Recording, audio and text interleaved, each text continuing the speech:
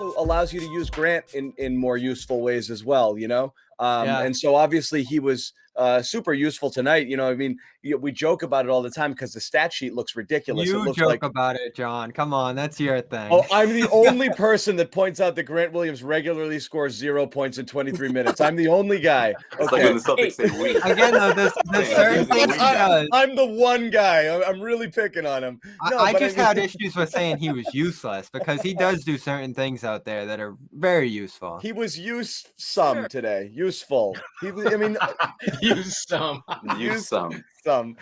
No, I mean, absolutely. He was a bomb, right? He's another matchup guy. I mean, this is what the center position on this team's all about. Matchups. Yeah. He's not that much shorter against Jokic that he just is devastated when they line up. And when he got in there, he was able to put enough power into that post-up matchup that it frustrated Jokic. And he was great on Jokic. Took him out of the game. Well, he's a role player, and this was one of those games where he played his role about as perfectly as he could play it. Hustle plays, defense. Doesn't have to be a great rebounder, but you have to be a good positional defender, and I thought he did that. If one of your guys gets hit hard, be the enforcer. Be the guy that talks smack to guys. If you get tossed, guess what?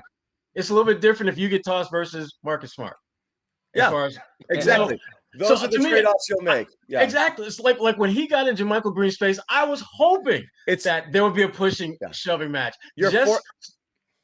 I'm for having an enforcer. Hell yeah. Your fourth-line goon. Your fourth-line goon going against a first-line player, you take that trade-off, right? Yeah. I was surprised every day. And I love it. And especially on Sunday. Yeah. Even JaMychal was like, yo, is this guy serious right now? Exactly. Like, I love that. I love that energy. No, I love that Grant. We know Grant can talk. His own teammates, I think, or was it him who admitted that he too much? Yeah. Sometimes they're like, Jesus, dude, you're like a rookie. Like, shut up. But how funny was it? But there's value in that, and we saw that today. I think he talks also in that like annoying little brother sort of way, not just like that, right? Yeah, the way he pulled up with JaMychal Green was funny though. It wasn't that like, yo, you better stop it. It was more that like, hey man, you better cool it out. Yeah. And JaMychal's like, I am going to be so mad. Right. Don't want me to get angry. JaMychal's like, this is your enforcer? This is your guy? This guy? Isn't this the guy who almost went to Harvard? This guy? He's like, what happened to the German big guy? What happened to him, man? Easy, Harvard. Right. No, but it's good. It was you love seeing it.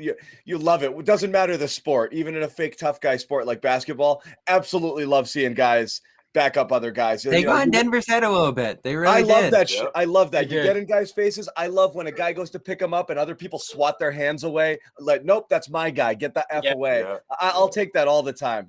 I love that attitude because you know what? It irks them. You think about it. It gets under your skin a little bit, even if it, whether you're intimidated or not. Sure. It's like we're not friends right now. You want to get that vibe. It's too, especially during a matinee. Yeah, it's a chummy game as it is. The NBA's gotten very chummy. You want to see a little bit of that. Right. I've noticed this too now when it comes to this team, and game after game, I'm looking at points in the paint, and that used to be a big thing with this team. They're too perimeter oriented. They never get inside, this and that. Jimmy alluded to in the opener.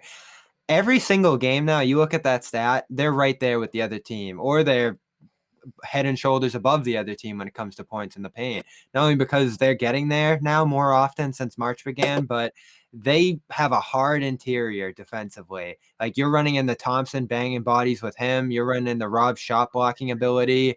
And, you obviously have long wings next to those guys. You've talked about this too, John. They're playing the way on both ends of the floor that they want to. More wings so. With length, great interior defenders. Again, this team didn't have an identity for much of this year, between double bigs and all this stuff that they've tossed around and guys moving in and out. We're starting to see it now. We really are. Yeah. Again, better. You'd love to see them, by the way, really kind of, string it together now. You got a Laker team that's kind of limping along here. This would be a nice little, you snuck out the Denver win. You take another one there. All of a sudden you're rolling a little bit. And then Fournier is going to come. Yeah. Portland rather coming into. Portland's next, right? Then the Lakers, is that right? Portland Lakers. Yeah. Portland Lakers, sorry. And then you come home and then Fournier is playing and, you could, again, what's the goal here? Get out of the set. If get out of the 7 seed for the love of God. You know, this like is the stretch run here. Yeah, this really is. You got to get into that 6-5 situation. You don't want to be in a play-in situation, but this is really where you want to kind of solidify your position here. So, you know, good on them. Anything else right now? I was going to move the conversation along. Did anyone have anything while we were rolling here?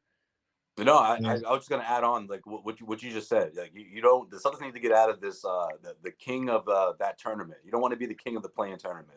Right. They need to get off of that. So that's how you do that. Anything can happen there. You're in one game and something goes fluky. Your season's over. Right. You do not want to be in that position.